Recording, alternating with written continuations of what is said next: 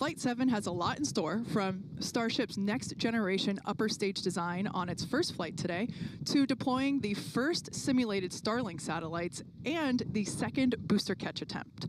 We're kicking off 2025 in style here in the Lone Star State. So hold on to your butts, because it's going to be a wild year. And it's all ramping up as we chase after that full reusability for the world's biggest rocket. And we're going to be with you today every step of the way.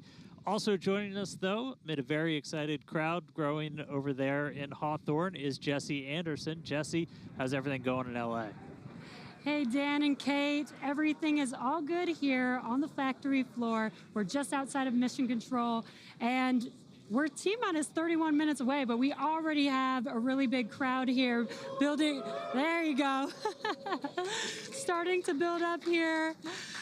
Every flight of Starship has made huge progress, and today is another exciting one. We're joined by Starship, Raptor, and Starlink teams here with me today, and everyone is getting super excited for this flight test. So with that in mind, I expect it to get very loud in here soon. But for now, I'm going to hand it back over to you guys at Starbase for a quick look back at the flights that brought us here today. Hey, thanks, Jesse. Now, the more we fly safely, the faster we learn, the sooner we realize full and rapid reuse. The previous 6 flight tests proved we're on the right track. Each one of those tests provides a ton of invaluable data and, of course, some pretty great views along the way. Oh, yeah.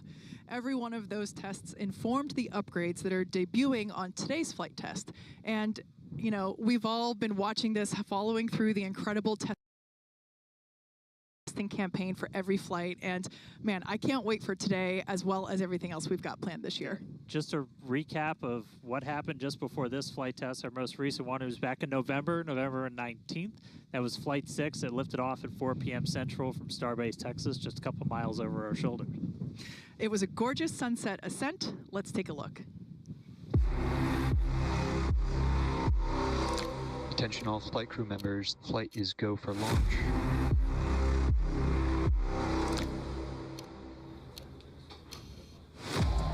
It's been just over a month since Flight 5. The goal is to get that turnaround time down to hours.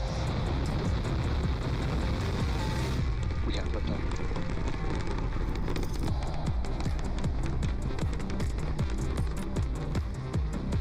Stage separation. 30 seconds, no catch decision. Booster offshore divergence.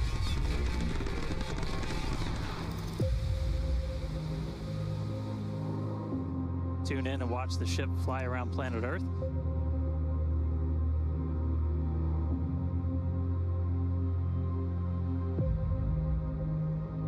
Relight demo startup.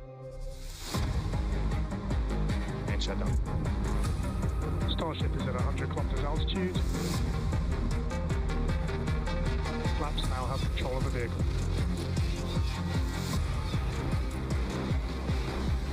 Starship has started the subsonic belly flop.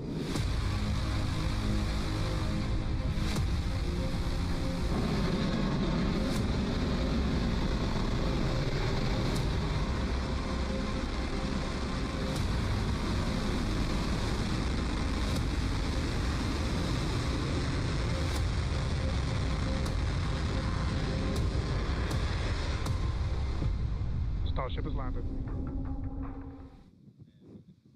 All right, now today's flight test is going to look pretty similar profile-wise to that last one, and honestly the last couple.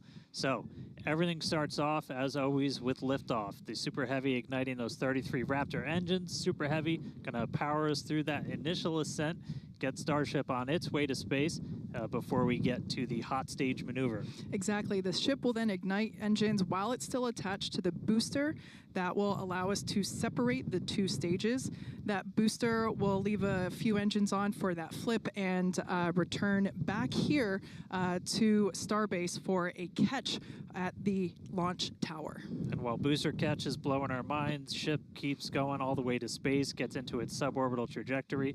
Got a couple on-orbit things. We're going to deploy our first test satellites. Also going to relight a Raptor engine while in space. That all sets us up then for re-entry. As we have seen on the previous flights, courtesy of Starlink. That re-entry period gives us such gorgeous views. It's like, just a rainbow flow of colors as the ship re-enters the Earth's atmosphere. The ship will relight its engines, perform a flip maneuver for a soft water landing in our targeted location in the Indian Ocean. And that will once again be daylight given our later launch window. So today's flight test will be launching the next generation of Starship. It'll attempt the first payload deployment test, fly multiple re-entry experiments geared toward ship catch and reuse, and of course, the launch and return of the Super Heavy booster back to the launch site right there behind us. Yeah, that's going to be amazing, but Chip, kind of the star of the show for a lot of stuff today. A huge block of upgrades to Starship's upper stage are debuting on this flight test, adding more capability. We'll start off up top. Those forward flaps got a redesign. They shrunk in size. We shifted them towards the top of the vehicle, away from the heat shield. That's going to make it significantly less exposed to re-entry heating. And then Starship itself, we made it about 2 meters taller. So we stretched it up to about 52 meters. That allowed us to add 25% more propellant volume, along with a bunch of propulsion upgrades like vacuum jacketing of those feed lines to the engines, an entirely new feed line system for the Raptor vacuum engines, an improved avionics module for propulsion, all that adding performance and the ability to fly longer missions. And just like on Flight 6, tiles have been purposely removed to stress test vulnerable areas. This time we're doing it across the entire vehicle, including in critical areas, as we use this flight to push the boundaries of Starship's capabilities. And for re-entry experiments, multiple metallic tiles are being tested, as you can see there on your screen, including some that have a version with active cooling.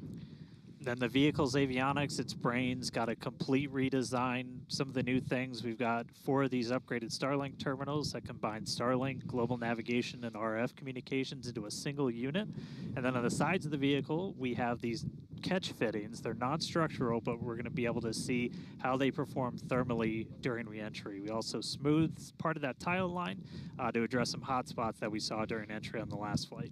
Now the ship and the booster, they weren't the only thing to get some upgrades. On the ground side, several radar sensors will be tested on the tower catch arms as we experiment with additional ways to measure distance between the arms and the vehicle while we prepare for ship catch.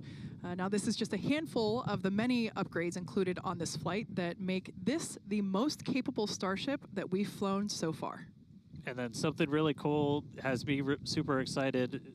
We're going to be deploying 10 Starlink simulators that are similar in size to our next generation Starlink satellites. With pretty unparalleled payload capacity and full reusability, Starship's going to be able to deploy our more advanced V3 Starlink satellites, which is going to help us continue to revolutionize global connectivity. Each of those Starlink V3 launches on Starship is going to add about 60 terabits per second of capacity to the Starlink network. And that alone is that's more than 20 times the capacity we're getting with every V2 Mini flight on a Falcon 9 right now. That just helps further Starlink's impact in the coming years as we expand access to high-speed internet all around the world and eventually beyond. And those Starlink simulators are going to be on the same suborbital trajectory as Starship, and they're expected to demise upon entry. Starship itself, its trajectory looks very similar to all of our last several flights, suborbital, splashdown targeted into the Indian Ocean, a couple hundred miles off the western coast of Australia. And then the other on-orbit thing we're doing is going to be relighting a single Raptor engine while in space. We knocked that out last time. V2 ship, new propellant system. Let's do it again on this one. Ship's going to be busy. Now, of course, we can't forget to add that today's Super Heavy booster is reflying flight-proven hardware for the first time. A Raptor engine that flew on the booster that was caught during Starship's 5th flight test. You can see it there on your screen. This flight-proven engine, we've got Raptor 314 there, hence why there's a piece of pie on this nozzle. Maybe we can get that image rotated so you can see it a little bit better. Yeah, there we go. If you didn't already know, we like our jokes around here.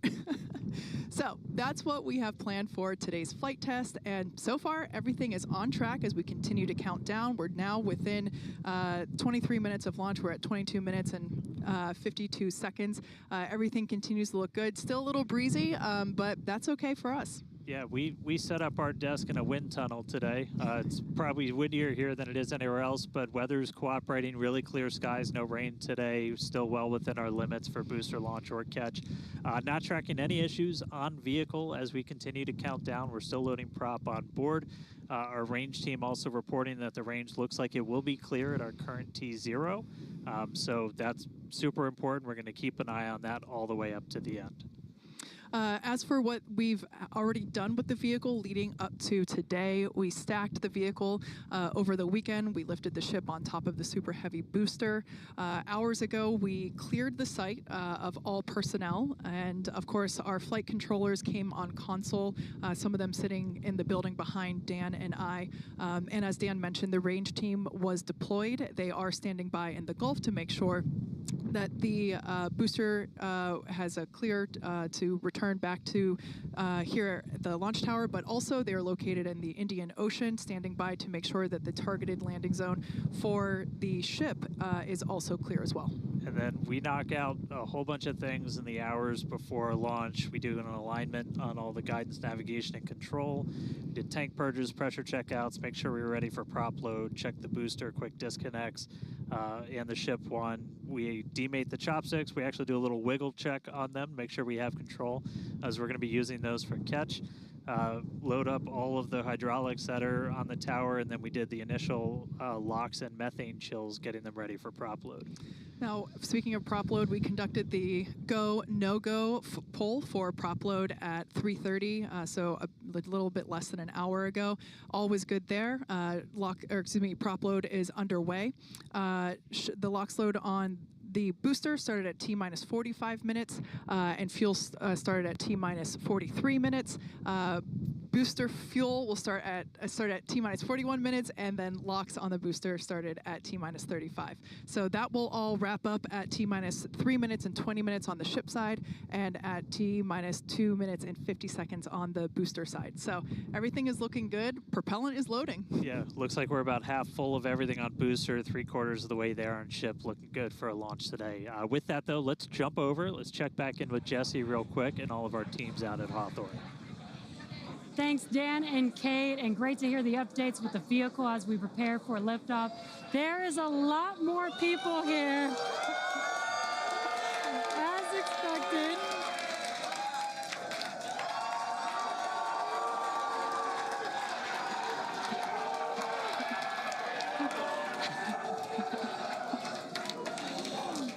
Love it. All the Raptor engines are built here, so there's a lot of that team here in the crowd, so they have a strong connection to the Starship flight today. Every flight test gets us closer to a fully operational Starship, which gets us closer to our ultimate goal to make humanity a multiplanetary species. To establish cities on Mars, we're going to need high-cadence, low-cost flights for cargo and crew. As the only fully reusable rocket with this kind of capability, Starship is the only vehicle in development that will be able to unlock our multi-planet future. Starship uses a first-of-its-kind on-orbit propellant transfer to refuel in orbit in preparation for these long trips. With milestones like ship catch and in-orbit prop transfer coming up, 2025 promises to be huge for Starship and our journey to Mars, with our first trip currently planned for the end of 2026. Between the reusability, low cost, and heavy lift capabilities, this all comes together to help us deliver up to 100 people at a time to destinations both near and far, and to deliver payloads farther and at a lower cost than any other vehicle. We'll be able to launch more massive payloads than anything else flying or in development today, capable of sending things like giant space telescopes or the next generations of space stations into orbit on a single launch. So while today's flight is just a test, the future is much closer than we realize. But one flight test at a time, so let's head back to Dan and Kate for a closer look at Starship.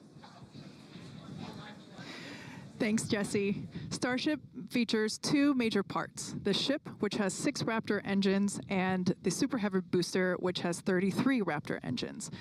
The Raptor engine is a reusable methane-oxygen staged combustion engine that powers the Starship system and has twice the thrust of the Falcon 9 Merlin engine. Now, just like we saw flights 1 through 6, the current iteration of Starship is an experimental vehicle flying for development. As we mentioned earlier, today's flight is debuting a ton of upgrades that we've had in the works in order to increase Starship's reliability and performance. Several of these upgrades will also unlock our ability to fly longer missions, something that we'll want to do as we start doing orbital flights around Earth. And then to get an even better sense of just how big Starship is, we can start here. Let's take a person about 2 meters tall. Towering over that, you got your Millennium Falcon clocking in at 35. Just above that, we've got a Falcon 9 rocket, payload fairing attached. Double that height, you're up at 70 meters. And then topping it all off, nearly twice the size, it's a fully stacked Starship up to 123, got 2 meters taller. Altogether, the ship, 52 meters, super heavy boosters, 71. And what's super fun is we're going to make ship and booster even taller in the future. Which is crazy, because turning around and looking at it and thinking that it's going to be bigger, that's mind-blowing. Make the ship as tall as the booster. Now, moving up the rocket, the ship features 6 Raptor engines. 3 optimized for sea level performance and 3 optimized for vacuum performance. Raptor Vacuum, or RVAC, is a similar design to the Raptor engine, but features a larger exhaust section and a larger expansion nozzle to maximize the engine's efficiency in space. Our upgraded ship that we're debuting today carries about 300 more tons of propellant than the last flight's ship, bumping it up from 1,200 metric tons to about 1,500 metric tons. It's a lot. The ship is designed for vertical takeoff and landing on any hard surface. Now, the ship is also outfitted with newly redesigned forward flaps that are used to aerodynamically control the vehicle's attitude during atmospheric flight and enable a precision landing. The new flaps are lighter and positioned more leeward or away from the heat shield. Now, to reach full reusability, the ship has to be able to survive re-entry not just one time, but multiple times. The ship's heat shield is essentially what does the job for that. We've been iterating on that every single flight, building towards that heat shield that requires no refurbishment between flights. Now, the heat shield is composed of thousands of hexagonal ceramic tiles. They're designed to insulate the vehicle during that atmospheric entry where temperatures ramp up to as high as about 2,600 degrees Fahrenheit. A rapidly reusable heat shield has never been flown in history, so continuously improving this, flying new experiments, those are all key focuses of all of our flight tests right now. And in between the first and second stages is our hot stage, which we saw in actions on flights 2 through 6. The hot staging maneuver is when the upper stage engines are ignited before the booster engines, before those booster engines are completely cut off. With hot staging, the rocket never stops accelerating during separation, so it's more efficient than traditional stage separation. One of the hallmarks of Starship flights are the incredible views that we get throughout flight, of course, courtesy of Starlink. Every day, we're working to expand the Starlink network, both on Earth and in space. Here's Jesse with more. Fans of Starship may know that Starlink enables us to bring you lots of unprecedented views, both from space and here on Earth. In addition to the dozens of cameras on Starship itself, we also have mobile Starlink camera kits deployed in the Indian Ocean, connected to our aerial assets and all around Starbase, which all come together to help tell the incredible story of Starship, both on and off planet. Thanks to Starlink, Starship is capable of streaming more than 120 megabits of real-time, high-definition video and telemetry in every phase of flight, providing invaluable engineering data to help engineers rapidly iterate across all systems. And all of that streaming data will be put to good use with the more than 30 cameras on the vehicle for today's flight test. Starlink is the world's largest satellite constellation, operating in low Earth orbit to deliver high-speed, low-latency broadband internet, providing access to people around the world, many who have never had connectivity before. Starlink now serves more than 119 countries, territories, and other markets. And here at SpaceX, we've been developing Starlink's communication capabilities not just for humans on Earth, but for astronauts in space. Our recent Polaris Dawn mission, we deployed a high-speed internet connection in Dragon for the very first time. Here's a quick look at how that went. Starlink is an amazing confluence of programs at SpaceX. So we have a whole corner of the company that owns and operates a multiple thousand satellite constellation to provide internet to people on Earth. So Dragon was modified for Polaris Dawn to have a laser and a Star Trekker inside of the trunk. And then it will obtain internet, both uplink and downlink, through that laser link. And it's connected to a Wi-Fi router, just like you would have in your house. Getting online with Starlink was super easy. It was just like getting online at home, and even easier, perhaps. It just connected automatically and then worked seamlessly. And then it was just internet in space. The Starlink performance on orbit blew us away. It enabled us to talk directly with Mission Control team, and it also enabled us two-way video connection with our families back at home. So it just was an incredible resource. One of my favorite memories is, all four of us in different parts of the spacecraft on phones with our earpieces talking to our families.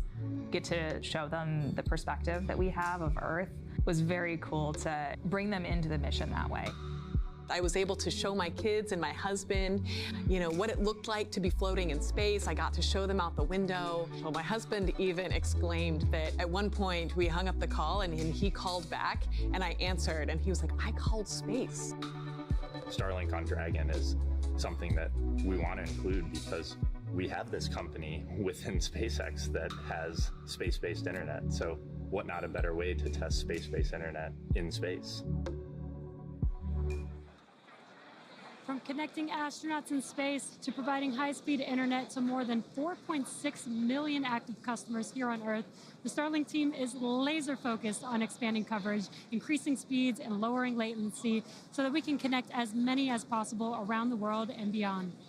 Last year, we activated Starlink in 27 new markets and are now covering a global area home to 2.8 billion people, including those who live in some of the most remote places on Earth. To meet the growing global demand for high-speed internet, SpaceX opened a new 700,000 square foot factory in Bastrop, Texas, and introduced Starlink Mini as well as an upgraded version of the Starlink Standard Kit. The SpaceX team also achieved an unprecedented launch cadence, conducting 134 Falcon launches, with 89 dedicated to expanding the Starlink constellation. With each launch, Starlink adds more capacity to the constellation and continues to expand its coverage.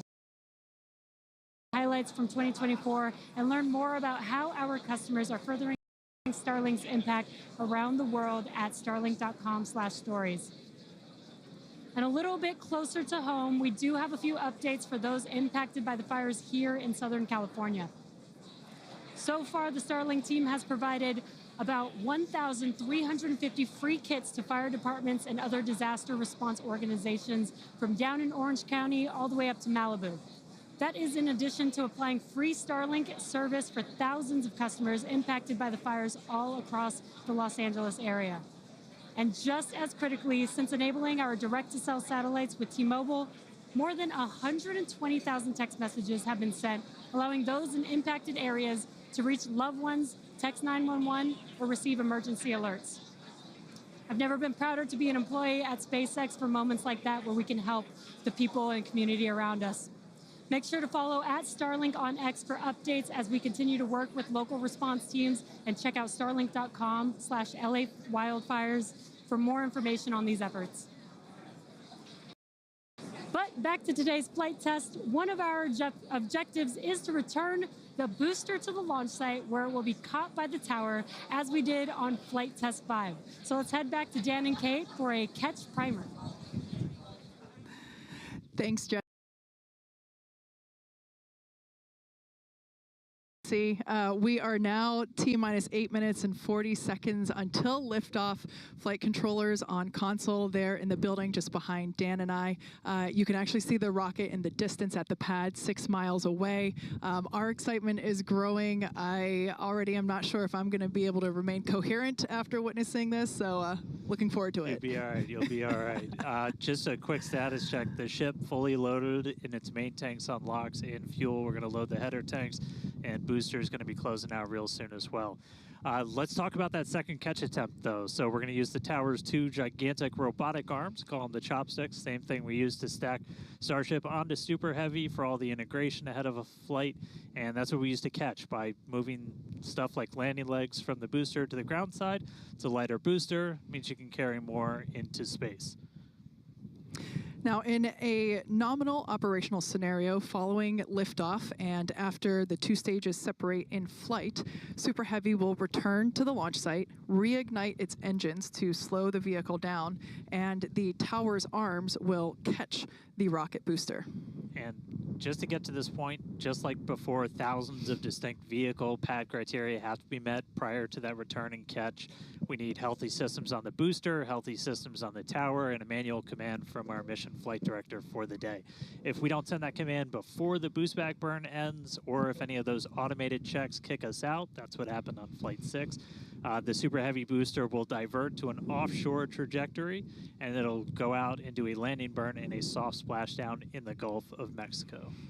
Now, we have said it before, but it remains true today. We accept no compromises when it comes to ensuring the safety of the public and our team, and that return will only take place if the conditions are right. And one of the unique aspects of Starship flights is the return and the catch of that Super Heavy booster and the audible sonic boom that it comes with it in the area around the return location. General impact to anyone in the area is just a brief thunder-like noise, but it definitely lets you know it's coming. Oh, yeah. It's something our neighbors in Cape Canaveral, Florida and Vandenberg, California have become accustomed to over the years, and now we're bringing the boom to Boca.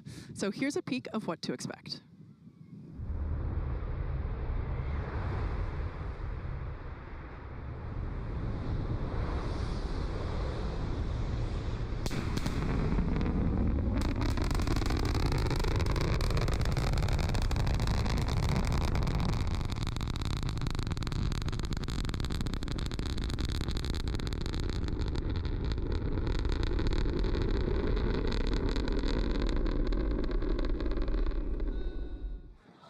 As I mentioned earlier, we have Starship, Raptor, and Starlink employees here fully invested in this flight test.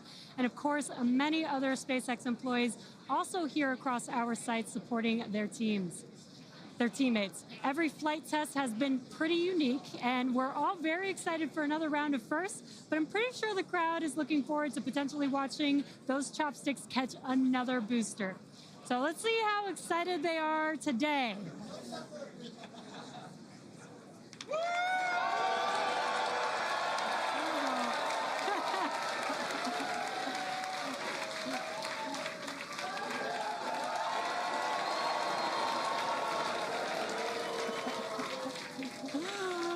Just under 5 minutes to go. We are all very excited here.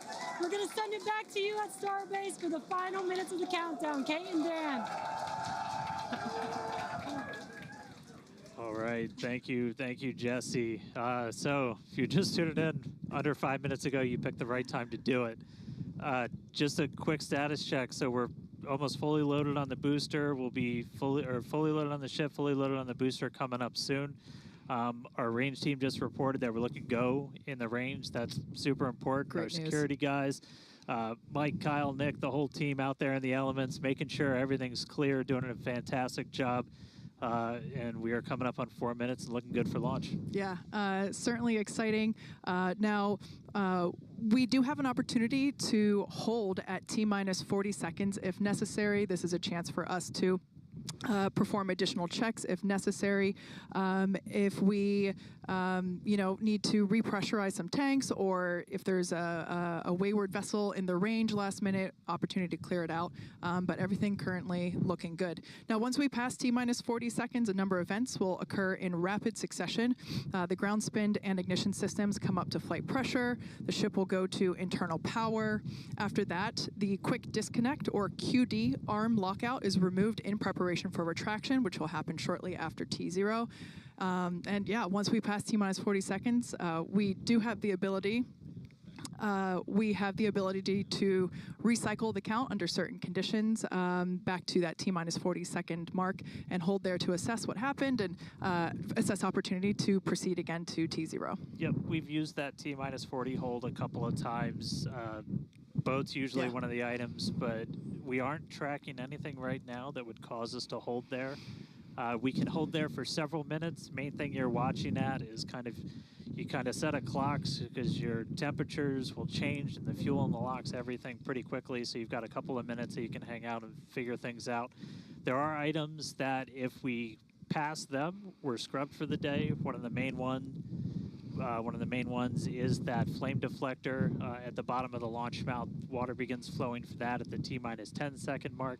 If we scrub at any point after that, we'll be done for the day. And then teams will need to refill the deflector as well as all of our prop that we use to load on board the vehicle. It's pretty much just under 11 million pounds of prop sitting on that thing right now. And we can actually recycle in about 24 hours now. Which is incredible given the sheer volume of propellant that is on board the vehicle there on your screen. All right, coming up on the 2-minute mark. Again, a lot of ambitious things on the plate for Starship today. T-minus 2 minutes. New ship, new year, a lot of upgrades, doing a lot of ambitious things in space this time. Our first payload deploy, relighting a Raptor engine. We're looking good. So as we mentioned before, we have an opportunity to hold at T-minus 40 seconds, not trajectory right now. So fingers crossed we can pass through that checkpoint without stopping. But the folks on console are continuing to evaluate the launch commit criteria, making sure that the winds are within limits as well as any other weather restrictions. But man, compared to yesterday, this is a textbook gorgeous day. Oh yeah, little breezy today, but we got clear blue skies for a launch today. So at this point, all the prop has been loaded on the vehicle. We've closed everything out. We're doing our final thrust vector control, or steering for the engine checkouts. Once we hit the 30-second mark, we'll hear the flight director give the final go for launch. So we're under a minute.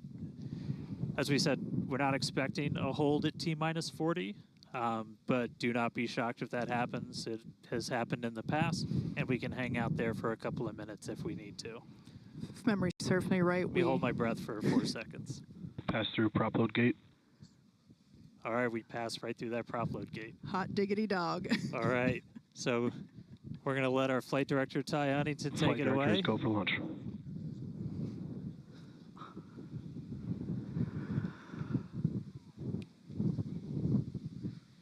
And 20 seconds.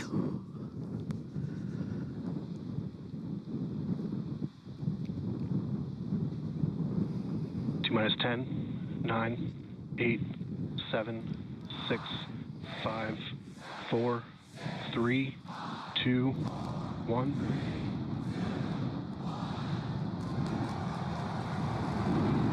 We have liftoff.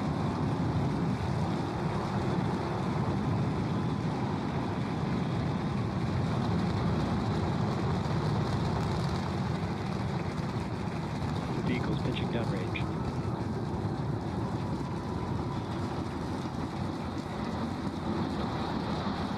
Booster check pressure is nominal.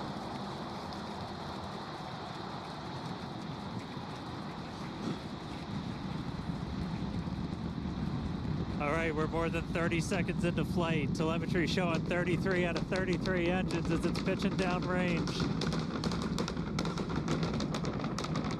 Booster, chip, avionics, power, and telemetry nominal. Hearing good call-outs on the ship and booster avionics. You just heard the rumble hitting us about 6 miles away. Watching Starship arc into just endless blue skies right now. Vehicle supersonic. More than a minute into flight, the vehicle's supersonic.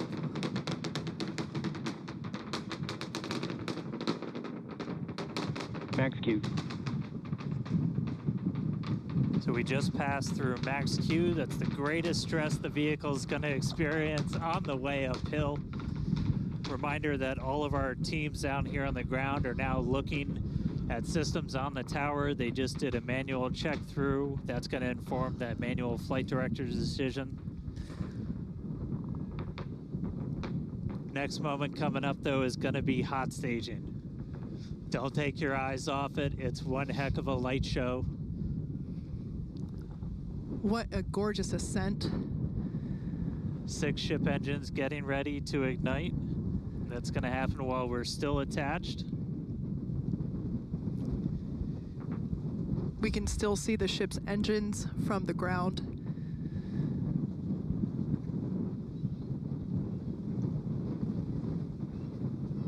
Got a little under 30 seconds away from that. We are hearing good call outs on the tower preparedness from the manual checks. Reminder though, we've still got automated checkouts on the booster and the ship itself. But as of right now, our manual checks and our manual commanding is looking go for a catch. Booster engine cut off. That is incredible news. We just heard the call out for booster engine cut off. Engine startup. Most engines cut off, down to those Stage middle separate. 3. Boost back burn startup.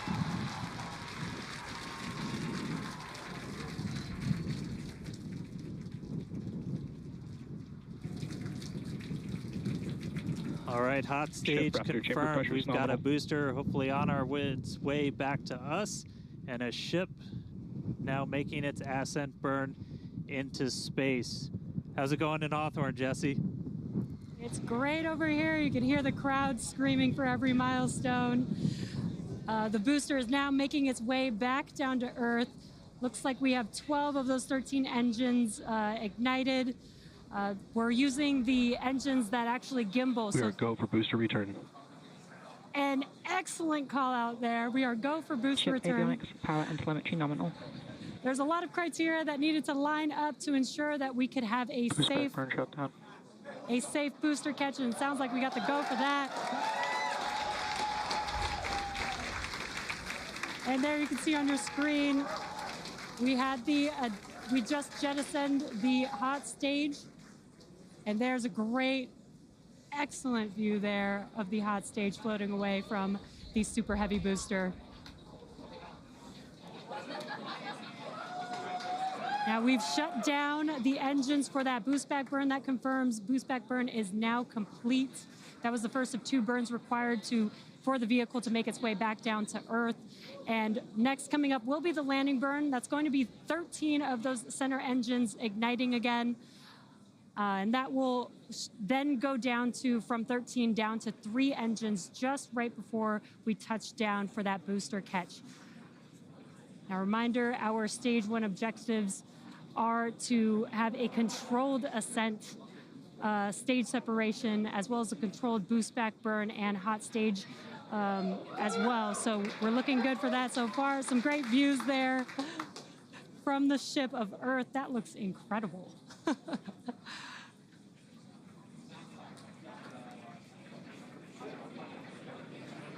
Now, Starship's ship is still firing its engines right now. Starship trajectory nominal. And great call outs. Starship trajectory is nominal. You can follow along the telemetry, the altitude in the bottom left-hand corner for the super heavy booster, as well as the bottom right-hand corner for the ship. And these views are just amazing.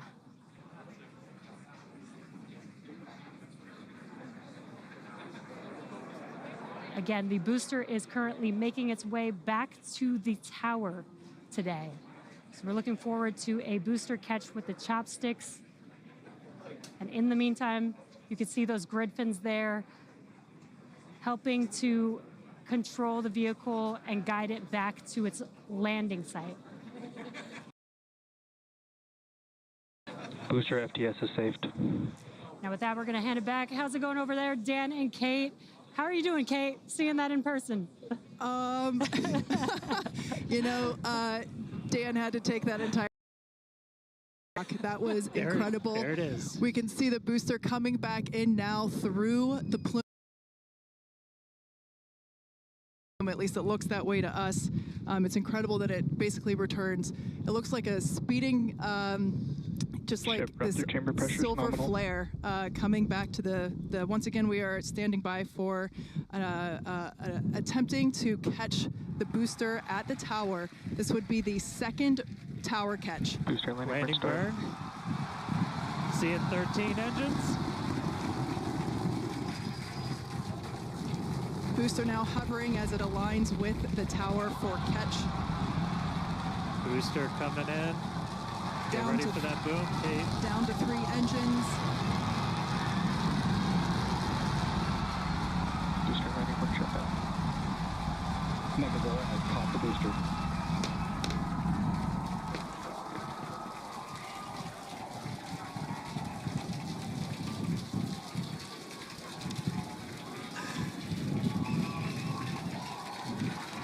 You heard it here. Megazilla has caught the booster. Once again, for the second time, a successful catch by the launch tower. This is the same tower, the launch pad, where that booster took off from just 7.5 minutes ago. Great view from the Bullseye. chopstick arms, looking at those hypersonic grid fins that steer the booster for that precision landing. It And I almost mean, looks you like it's can- flapping its Yeah, wings. you can see just how small that catch fitting is too on something that's just so massive. That was absolutely insane. Meanwhile, We're not done, but We're wait, not there's done more. Wow, that is just absolutely stunning. And this, of course, a gorgeous view there from the tower looking down at the top of the booster.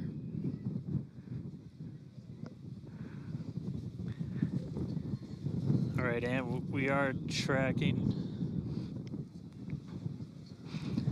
Now we're standing by for views from the ship, but who can take their eyes off of that incredible sight? That is once again the second catch of a booster back at the launch tower. It was incredible to see it come back down, just this silver flare in the sky. And we can still see the launch plume behind us, and wow, that we definitely I can't speak for you, Dan, but that was very moving for me. Yeah, and right now you can see some of the telemetry on those ship engines has gone out, and we're waiting for an update on what our ship status is. We were approaching that ship engine cutoff time, so just waiting to hear. So obviously we've got booster back, booster on the launch tower in the chopstick arms, but we are waiting to get an update now on the ship. As we were expecting ship engine cutoff about 40 seconds ago. We saw some of those engines start to go out prior to that point. And so right now we are just standing by to try and get the latest word on where we are with ships. So stick with us for just a couple of minutes as we wait to hear some updates. Now, if you just recently joined us, you might want to hit rewind and go back about 9-10 minutes ago to when Starship lifted off from the launch tower that you see there. We had a gorgeous ascent followed by a stage separation where the ship separated from the super heavy booster. The booster performed a flip maneuver and returned back to the Gulf Coast here. There you can see it on your screen. Obviously a successful catch back at the launch tower, which is something that we were all hoping to see and really couldn't ask for a more beautiful background with those blue skies and blue water there. As Dan said, we are standing by for an update on the ship that had ignited its engines and started making its way up to space. So standing by for more info on that. But wow, what an experience to see that take off and for that booster to come back. You can see it there up close on your screen to the place that it launched from. Once again, there were thousands of catch commit criteria, which is basically just all the things that we have to assess and evaluate and basically make sure that they are make sure that everything is clear and acceptable conditions, both on the vehicle side as well as the tower side, in order to enable that catch. So obviously from the last two flights that we have done, where the Flight 6 we attempted but had to divert into the ocean, and then on Flight 5 we did have the first ever successful catch of the booster. We used the learnings of those two flights to hone in that catch commit criteria, and we saw success today, which is pretty awesome.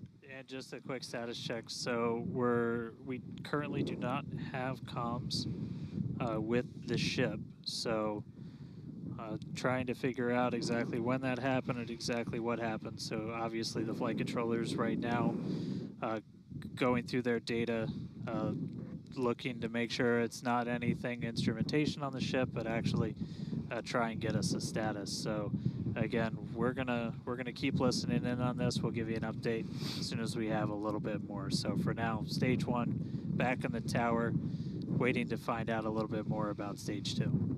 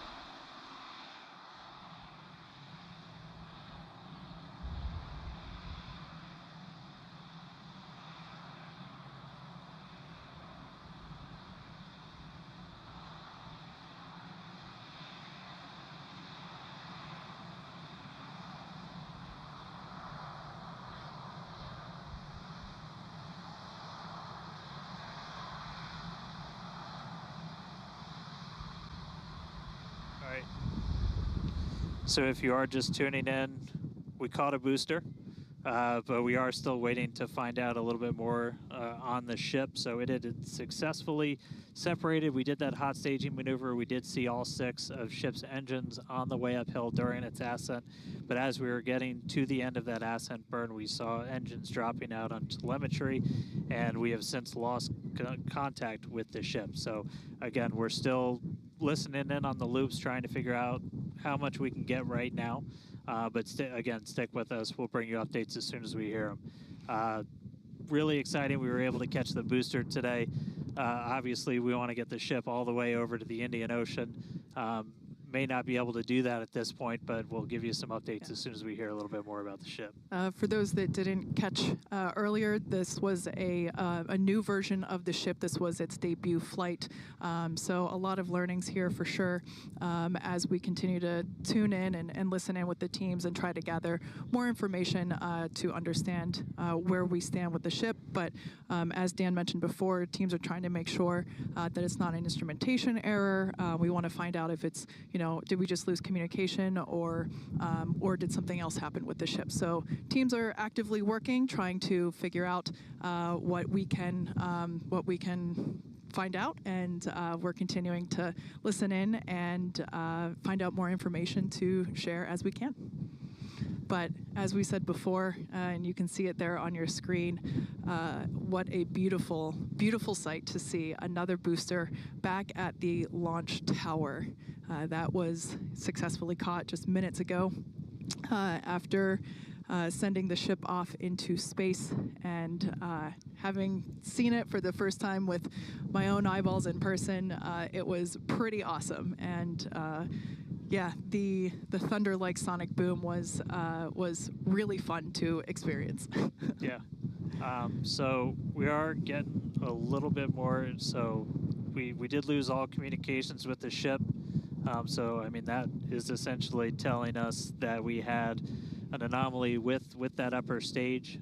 So we were just coming up to the end of that ascent burn for the ship when we stopped when we started to lose a couple of the engines. We saw those dropping out, and then we did lose telemetry from the ship. So that means we didn't have contact with it.